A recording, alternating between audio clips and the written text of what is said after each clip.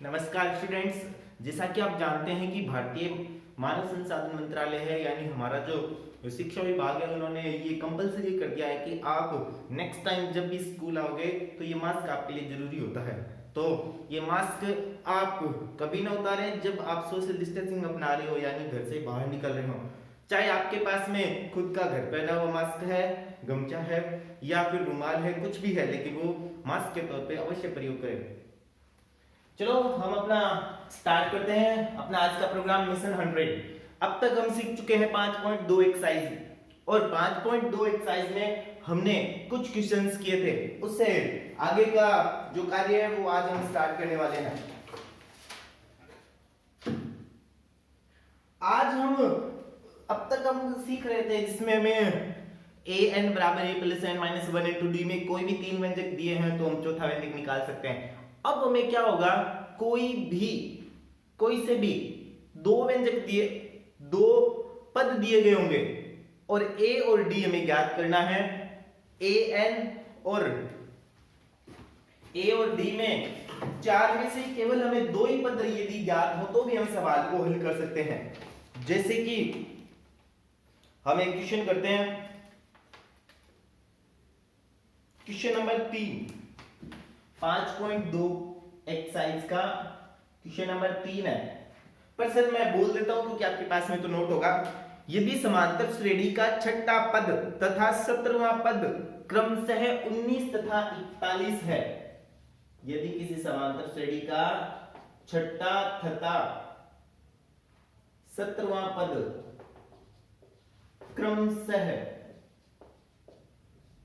कितना है, 19 एंड 41 है, तो क्या ज्ञात करना है आपको, 40वां पद ज्ञात करना है। इसमें एकदम बारीकी से सीखना है कि क्या क्या दिया हुआ है। हमें छठा पद दिया हुआ है, ये जहां भी क्रम से शब्द आ जाए ना वहां विशेष ध्यान रखना कि क्रम से का मतलब है कि क्रम से पहले दो मान होंगे, क्रम से के बाद भी दो मान होंगे। क्रम से पहले जो मान है वो पद के हैं, यानी छठा पद A6 क्या दिया हुआ है, छठा पद यानी A6 दिया हुआ है 19, और 17वां पद क्रम से के कारण 17वें पद का जो मान है वो 41 है। जो जब भी क्रम से शब्द आए तो क्रम से पहले जो दो मान बैठे हैं, क्रम से के बाद जो मान बैठे हैं, उसमें पहला मान जो है क्रम से पहले का, क्रम से के बाद वाले मान के लिए होगा, यानी A6 का मान 19 होगा और A17 का मान 41 होगा। अब जो बड़ा पद है A17 उसको हम पहले बढ़ाएंगे, क्योंकि हम जानते हैं कि किसी भी पद का मान कितना होता है, a प्लस उससे एक कम गुणा d, यानी A17 का जो मान होगा वो कितना होगा, a प्लस 16 d के बराबर होगा। इसको हम समीकरण नंबर 1 बना देंगे। यहां चलते हैं A6 में a प्लस 5d बराबर 19, समीकरण 2 बन जाएगी।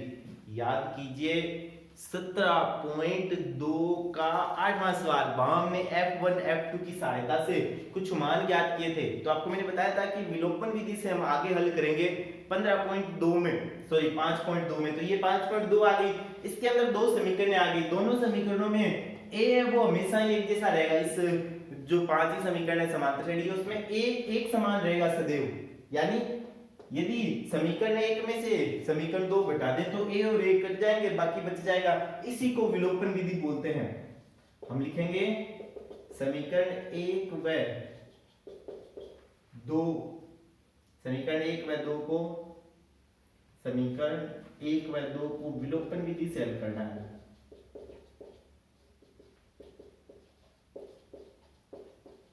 कौन सी विधि से हल कर रहे हैं हमें, विलोपन विधि से। और इसमें करना क्या होगा, समीकरण 1 में से क्या घटानी पड़ेगी, समीकरण 2।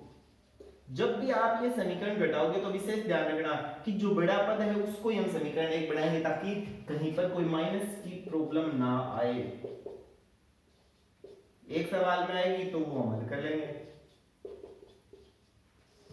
यानी ये तीनों मान है वो ऋणात्मक हो जाएंगे, क्योंकि हमने समीकरण 1 में से समीकरण 2 घटाने हैं। जैसे ही ऋणात्मक किया तो ये आपस में घट जाएंगे।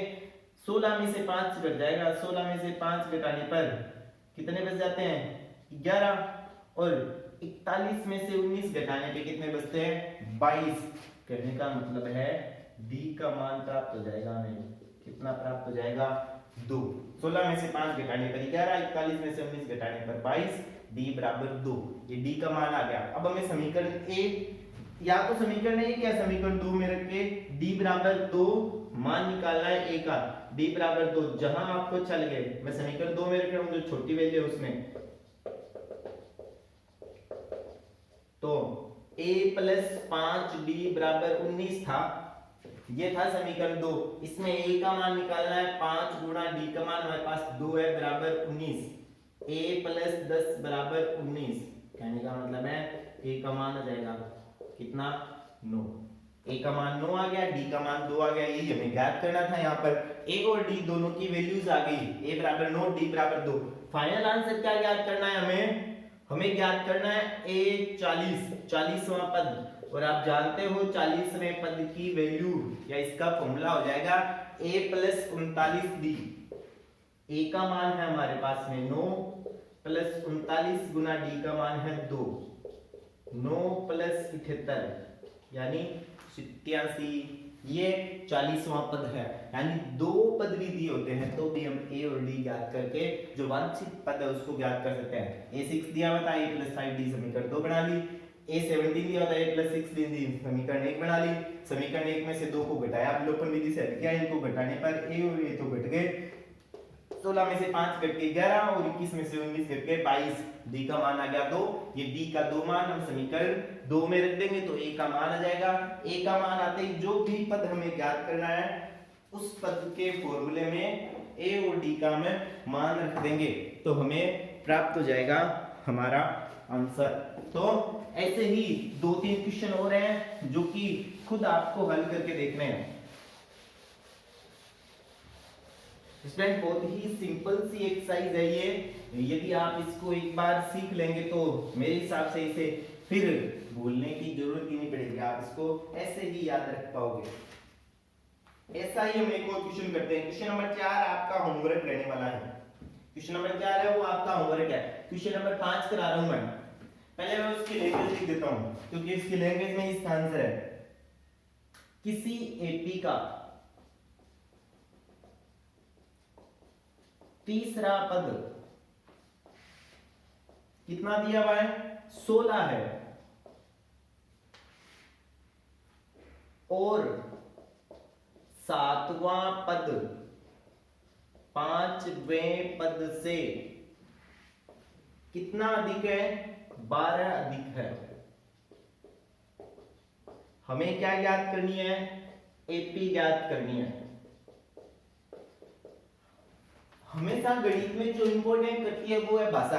आप इस भाषा को सीख पाए या नहीं सीख पाए सबसे ज्यादा इंपॉर्टेंट वही है। सबसे पहले हमने ये बात कैच कर ली कि इस एपी का हमें क्या दिया हुआ है तीसरा पद दिया हुआ है यानी a3 बराबर 16 प्राप्त हो गया हमें। अब हम आगे करने से पहले इसी का सूत्र लगा देते हैं।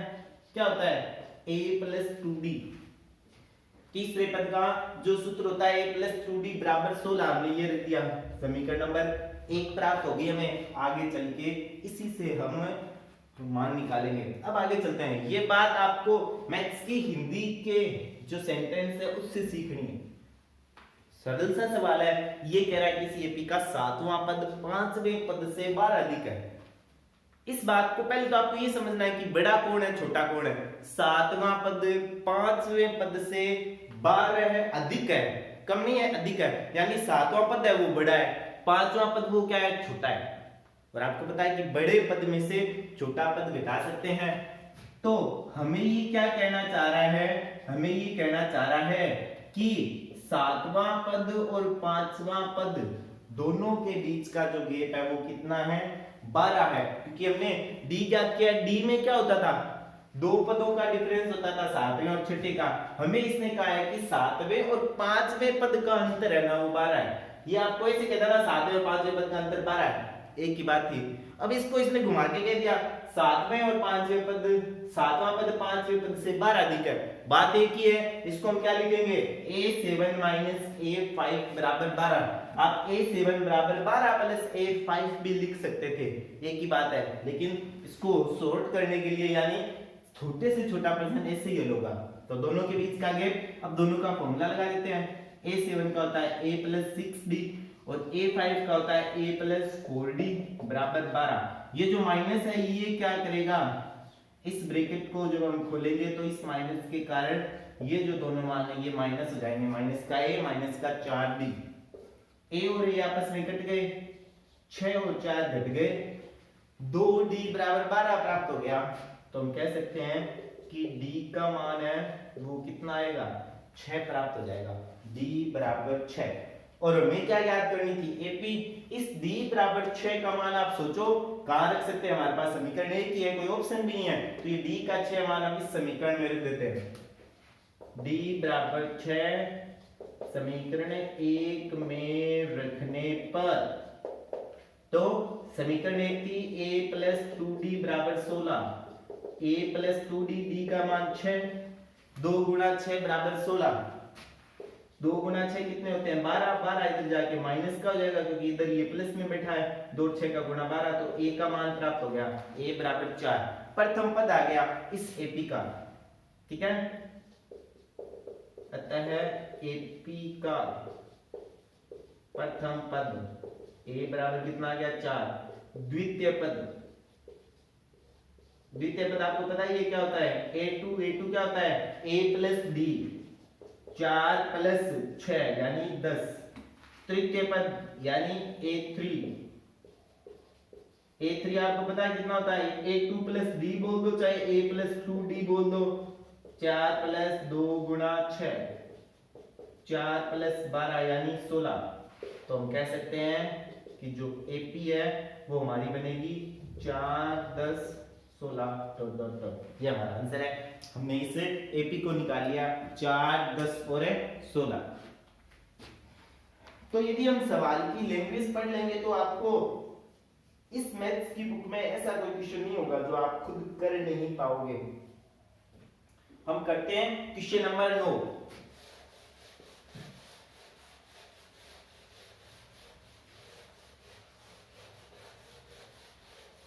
स्टूडेंट्स, आपको बता रखा है कि मैथ्स में यदि आपको नंबर लाने हैं तो इसकी सबसे सरल जो प्रोसेस है वो यही है कि जिस दिन आपको जो होमवर्क करवाया जाए आप उस होमवर्क को उसी दिन कंप्लीट कर लेंगे।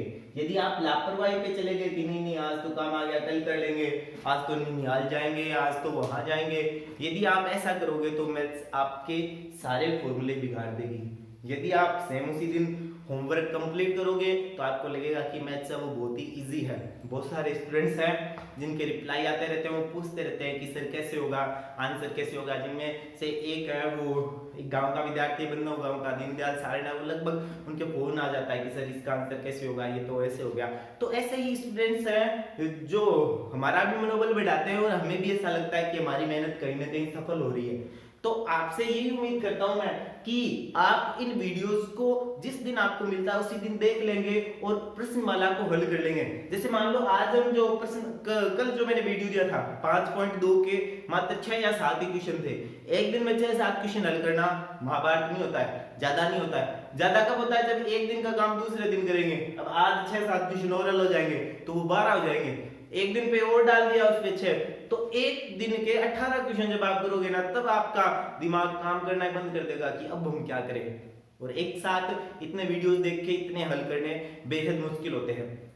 जो क्लासेस हमारी चलती है उसमें क्या रहता है कि सर ने एक दिन पढ़ा दिया और हम जाते हैं 3 दिन तो समस्या होती है। तो ऑनलाइन क्लासेस में आपके ये फायदा है कि आप जब चाहे पीछे के वीडियोस देखकर इन सभी सवालों को सीख सकते हैं।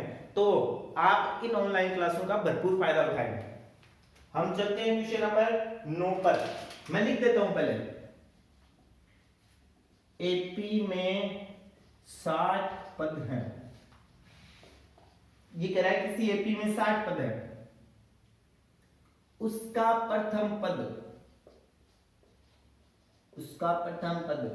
कितना दे रखा है सॉरी प्रथम पद तथा अंतिम पद एक साथ ही दे दिया उसने, क्रमशः लिखेगा, इसका मतलब प्रथम पद और अंतिम पद क्रमशः कितने हैं, 7 व 125 है। तो 132वां पद ज्ञात करो। करते हैं ज्ञात। यदि आपने क्वेश्चन की लैंग्वेज समझ ली, मान लो आधा तो लैंग्वेज समझते ही हल हो गया। क्या कह रहा है, बड़ा ही इंपॉर्टेंट क्वेश्चन है, आपको इसमें यह पहचानना पड़ेगा कि क्या क्या दिया हुआ है। क्या प्रथम पद हमें दिया हुआ है, क्या सार्वंतर हमें दिया हुआ है, क्या एन हमें दिया हुआ है। बड़ा ही शानदार प्रश्न है ये समझने के लिए। अब आप शायद तक इस क्वेश्चन को पढ़ के ये नहीं समझ पाए होंगे कि क्या क्या दिया हुआ है। प्रथम पद हमें दिया हुआ है, कितना है, 7। अंतिम पद भी हमें दिया हुआ है, कितना है, 125। क्या आप दिमाग लगा के बता सकते हैं कि ये अंतिम पद एन है या कुछ और है। इस अंतिम पद को आज तक हम एन पढ़ते आए हैं, फॉर्मूले के अनुसार अंतिम पद एन होता है, लेकिन यहां पर कुछ और ही है या फिर ये एन ही है। यदि आपने ये जान लिया तो यही आप सवाल की लैंग्वेज को पढ़ना सीख गए। सबसे इंपॉर्टेंट पद भी ये है कि इस एपी में 60 पद है। ये इस सवाल का सबसे इंपॉर्टेंट पक्ष है। मान लो आपको कहते हैं कि एक क्लास में 60 बच्चे हैं, पहले बच्चे के पास में 7 रुपए हैं और अंतिम बच्चे के पास 125 रुपए हैं, तो आप यहीं पर बात को कैच कर लोगे, सर अंतिम बच्चा नहीं है वो कौन सा है, वो 60वां बच्चा है। अंतिम बच्चा तो तब होता है जब आपको कहते हैं कि एक क्लास में कुछ स्टूडेंट्स हैं जिनमें से पहले स्टूडेंट्स के पास 7 रुपए और अंतिम स्टूडेंट्स के पास 125 रुपए है, तब आपको पता नहीं होता कि अंतिम स्टूडेंट है वो एन है, वो तो ए नहीं रहता उस टाइम। लेकिन हमें कह दिया कि इस क्लास में कितने स्टूडेंट है, 60 स्टूडेंट्स हैं, तो कहने का मतलब है कि ये ए है और ये ए एन नहीं है, ये A60 है। इस पर्सन की मेन जो रीड है वो यही है, 60 पद। ठीक है, तो हल कर रहे हैं हम। यहाँ पे n बराबर कितना है, 60। a यानी प्रथम पद कितना है, 7। अब a n नहीं बोलेंगे हम क्या बोलेंगे, A60 बोलेंगे। कितना है, 125। बहुत ही सिंपल प्रश्न बन गया। A60 का फॉर्मूला लगा दिया हमने, a + 59d बराबर 125। a का मान रख दिया 7 + 59 × d बराबर 125। 59 गुना d बराबर 125 - 7। 59 गुना d बराबर 125 में से 7 घटा देंगे हम, कितना बचता है, 118। ये d का मान आ गया, तो 118 बटा 59, क्योंकि ये 59 इधर गुणा में d के इधर आके भाग में चला जाएगा। d का मान आ गया 2। a का मान पहले से था, d का मान 2 आ गया। ज्ञात क्या करना है हमें, A32 a + 31d। a का मान कितना है, 7 + 31 गुना d का मान कितना है, 2। 7 + 62, ये आंसर है। 32वां पद कितना हो जाएगा, 69 हो जाएगा। इसमें जो इंपोर्टेंट पद था वो यही था कि इस एपी में टोटल 60 पद हैं, यानी n बराबर है वो कितने हैं, 60 है। तो A60 दिया हुआ था, A60 के आधार पर a और an से हमने मान निकाल लिया। तो ये अपना क्वेश्चन था। चलते हैं आगे स्टूडेंट्स।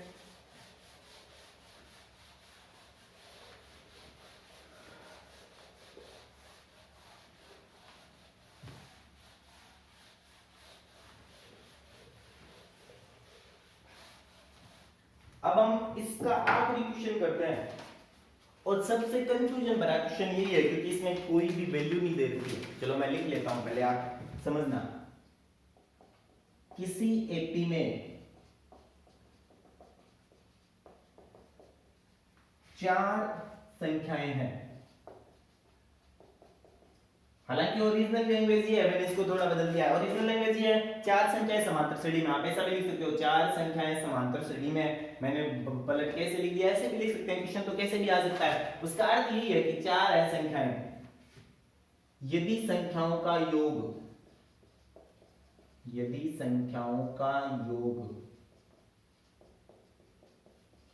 50 है तथा सबसे बड़ी संख्या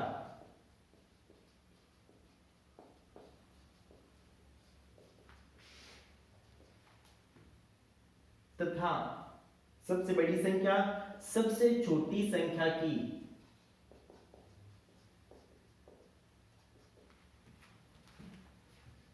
चार गुनी है तो संख्याएं, चारों संख्याएं ज्ञात करो। हमें ये ज्ञात करना है कि इस एपी की चारों संख्याएं कौन सी है। बड़ा ही जटिल सा प्रश्न होगा, जब आप इसको पढ़ोगे तो आप समझोगे कि ये हमें क्या दिया हुआ। सबसे पहले संख्याएं, कितनी संख्याएं हैं? चार। हमें ये तो पता चलेगा कि n का मान कितना है? 4 है। हालांकि इस n का मान 4 का कोई विशेष लेना देना नहीं रहने वाला, ये तो पता चलेगा कि 4 संख्याएं हैं। अब ये कह रहा है कि 4 संख्याएं हैं, पता ही नहीं कौन सी संख्याएं हैं, 20 है, 10 है, 30 है, 5 है, 15 है, कितना है पता नहीं है। तो जब पता नहीं होता तो मैथ्स क्या कहती है? मैथ्स का एक ही काम है, जब पता नहीं होता तो बोलता है मान लो। मान लेते हैं हम मान लेते हैं कि इस एपी में जो पहली संख्या है ना वो कितनी है? मानेंगे तो ए ही मानेंगे, ए, और इस ए को मानेंगे छोटी से छोटी संख्या। माना एपी की सबसे छोटी संख्या कितनी? ए। ठीक है, ये तो सबसे छोटी संख्या होगी। तो a2 कितनी बन जाएगी? a प्लस डी, क्योंकि सारा अंतर तो होगा ही होगा। a3 कितनी बन जाएगी? a plus 2d।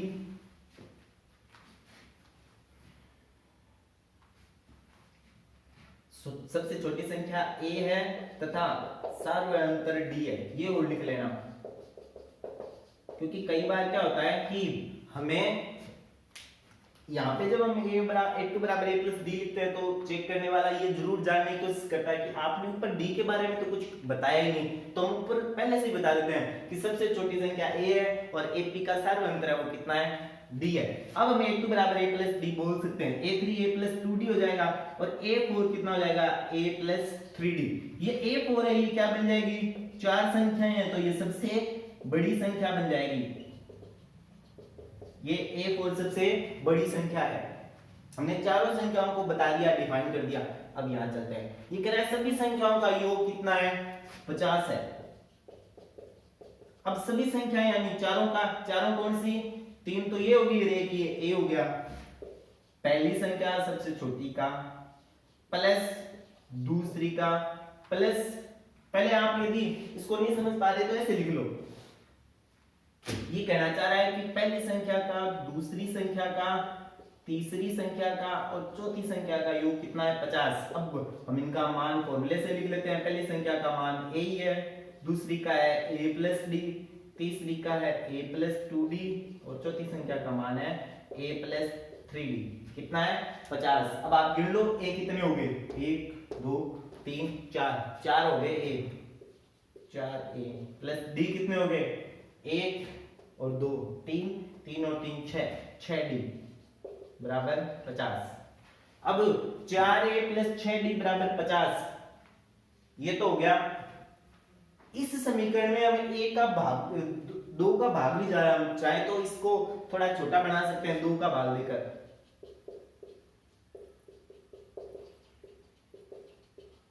क्या बन जाएगी? 2a प्लस 3d बराबर 25। समीकरण ये बना देंगे हम, 2a प्लस 3d बराबर 25। अब हमें एक और समीकरण की जरूरत पड़ेगी, यानी कुछ ना कुछ और कहा हुआ है सवाल में। ये कहा हुआ है, क्या कहा हुआ है? सबसे बड़ी संख्या। इसमें ये तो थी प्रथम स्थिति। द्वितीय स्थिति के अनुसार क्या दिया हुआ है हमें दिया हुआ है कि सबसे बड़ी संख्या कौन सी है? a4। किसके बराबर है? सबसे छोटी संख्या के 4 गुणे के बराबर है। और सबसे छोटी संख्या आपको पता है हमने क्या मानी थी? a। सबसे बड़ी संख्या किसके बराबर है? छोटी संख्या के 4 गुणे के बराबर है। जो दिया हुआ है छोटा है ना, उसको 4 गुना लिखना है, तो छोटा a है तो उसको 4 गुना लिख दिया, बड़ी संख्या को सीधा ही लिख रखा है। अब a4 का फॉर्मूला a प्लस 3d किसके बराबर है? 4a के बराबर है। a प्लस 3d बराबर 4। यदि हम a को ट्रांसफर करें तो हमें मिल जाएगा, क्या मिल जाएगा? 3d बराबर 3a। 3 से 3 भी कट जाएगा, हमें प्राप्त होगा ए बराबर डी, यानी प्रश्न में ए और डी का मान है वो बराबर है। इसको हमने समीकरण नंबर 2 बना दिया। फिर से पढ़िए, हमें दिया हुआ है सबसे छोटी संख्या, सबसे बड़ी संख्या कौन सी मानी थी, a4, किसके बराबर है, छोटी संख्या के 4 गुने के, यानी 4a के बराबर है। a4 का फॉर्मूला a + 3d, 4a तो 4a है, a को a की साइड लेके 4a - a 3a हो गया, 3d बराबर 3a, 3 से 3 कट गया, a बराबर d हो गया। इस a बराबर d का मान समीकरण 1 में रखते ही हमारा आंसर आ जाएगा, a बराबर d समीकरण 1 में रखने पर यहां से हमारा उत्तर आ जाएगा। a का मान मैं d रख रहा हूं तो यहां कितना हो जाएगा, 2d + 3d बराबर 25। ध्यान से देखिए, इस a की जगह d लिख दिया तो 2d हो जाएगा, क्योंकि a और d दोनों बराबर था। तो कितना हो गया, 5d बराबर 25। तो d बराबर कितना आ गया, 25/5, यानी d बराबर 5 आ जाएगा। इस सवाल में d यानी डिफरेंस कितना है, 5। तो समीकरण 2 से हम क्या कह सकते हैं कि a और d बराबर कितना है, 5 का, यानी इसमें सबसे छोटी संख्या है ना वो कितनी है, 5। ये सबसे छोटी संख्या होगी 5। a2 कितना हो जाएगा, a + d, 5 + 5 यानी 10। हमें दो संख्याएं प्राप्त होगी। सबसे छोटी संख्या वो a और d बराबर है, इसलिए a2 बराबर a + d, यानी 5 + 5 10। ये दूसरी संख्या होगी। तीसरी संख्या a + 2d, a कितना था, 5, और d कितना था, 5, 5 + 10 15। और चौथी यानी सबसे बड़ी संख्या a4 कितना हो जाएगा, a + 3d, a का मान 5 + 3 गुणा d का मान 5, 5 + 15 यानी 20। तो हमारी चारों संख्याएं ये हैं, 5 10 15 20, जोड़ दो 50 होते हैं, 5 और 10 15, 15 और 15 20, 30, 30 और 20 50। तो ये चारों संख्याएं ज्ञात हो गई। कौन कौन सी है, एक 5 है सबसे छोटी संख्या, फिर 10, फिर 15, फिर सबसे बड़ी संख्या 20, और सबसे बड़ी संख्या 20 सबसे छोटी संख्या की 4 गुणा है, 20 बराबर 5 गुणा 4 होता है। तो ये हमारा फाइनल आंसर है। सबसे पहले क्या दिया था, 4 संख्याएं, एक छोटी संख्या हमने a मान ली, सार्वंतर d मान लिया। हमने बताया कि a2 है वह a + d होगा, यदि छोटी संख्या a है सार्वंतर d है तो निश्चित रूप से a2 कितना हो जाएगा, a + d, a3 कितना हो जाएगा, a + 2d। तीन संख्या होंगी तब चौथी संख्या फिर सबसे बड़ी हो जाएगी ऑटोमेटिकली। सबसे बड़ी संख्या a4 कितनी हो जाएगी, a + 3d। हमें दिया हुआ था कि चारों का योग कितना है, 50। क्रम से लिखा a1 + a2 + a3 + a4 बराबर 50। अब a1 का मान a है, a2 का मान a + d, a3 का मान a + 2d, a4 का मान a + 3d बराबर 50। सबको जोड़ा, 4a + 6d बराबर 50। 2 का भाग लगाया समीकरण को छोटा बनाने के लिए। 2 का भाग नहीं लगाते तो भी आंसर आ जाता। 2a + 3d बराबर 25। यदि आप 2 का भाग नहीं लगाओ ना तो भी पूरा आएगा आंसर। अब द्वितीय स्थिति में क्या कह रही थी कि सबसे बड़ी संख्या यानी a4 किसके बराबर है, सबसे छोटी संख्या के 4 गुने के, यानी 4a। a4 का मान a + 3d बराबर 4a। a और a को एक साइड लेके आए तो हमें प्राप्त हुआ 3d बराबर 3a, यानी a बराबर d। ये a बराबर d समीकरण 1 में रखने पर d का मान 5 प्राप्त हो गया। अब d बराबर 5, फिर छोटी संख्या, फिर बड़ी संख्या, ऐसे करते हमने चारों संख्याएं याद कर ली। तो स्टूडेंट्स ये थी हमारी एक्सरसाइज 5.2। अब हम स्टार्ट करने वाले हैं एक्सरसाइज 5.3 के।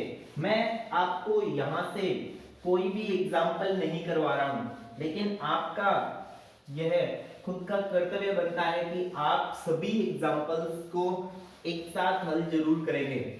जैसे एक्सरसाइज हो जाए आप उनके एग्जाम्पल हैं वो जरूर कीजिएगा। एग्जाम्पल बेहद जरूरी होते हैं।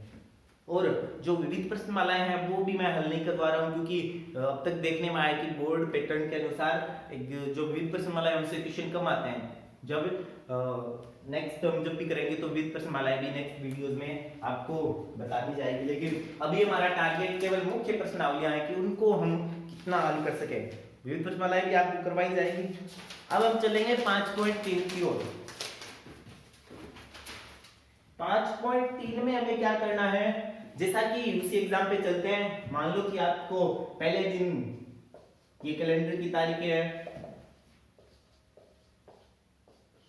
और आपको कह दें कि पहले दिन आपको 2 रुपए दिए जाएंगे, दूसरे दिन 5 रुपए, तीसरे दिन 8 रुपए, चौथे दिन 11 रुपए, 30वें दिन आप याद करके बताओ, तो वो तो हो गया AN, 30वें दिन याद करना है। अब आपको वो ये कह दे कि आप गणना करके बताओ कि मैंने आपको 30 दिनों में कितने रुपए दे दिए टोटल, इन सब का टोटल पूछ ले, इन सब का टोटल।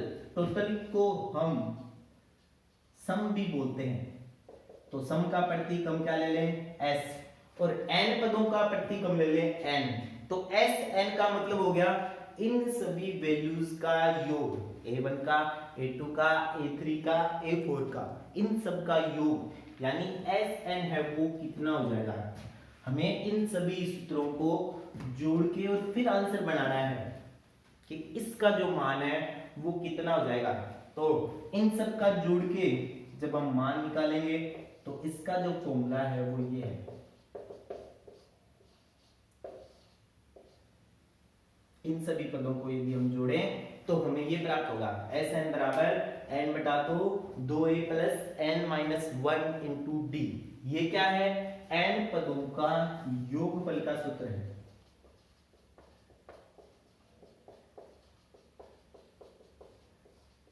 n पदों का योगफल ज्ञात करने का सूत्र है SN बराबर n बटा 2a plus n minus 1 into D.